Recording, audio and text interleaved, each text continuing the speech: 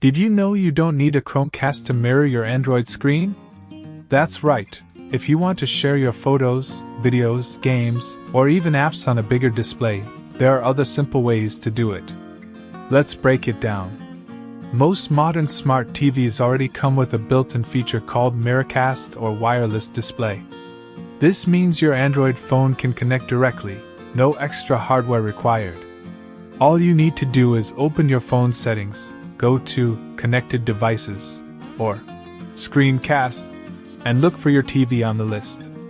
Tap it, and within seconds, your screen appears on the big display. If your TV doesn't support Miracast, don't worry.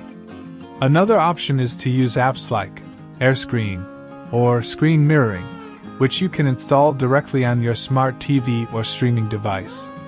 These apps act like a receiver, letting your Android phone cast its screen wirelessly. For those who prefer a more stable connection, you can also use a simple HDMI adapter. Just plug the adapter into your phone's USB-C or micro USB port, connect it to the TV with an HDMI cable, and your Android display will instantly mirror on the screen. No Wi-Fi needed, no lag, and it works with almost any TV.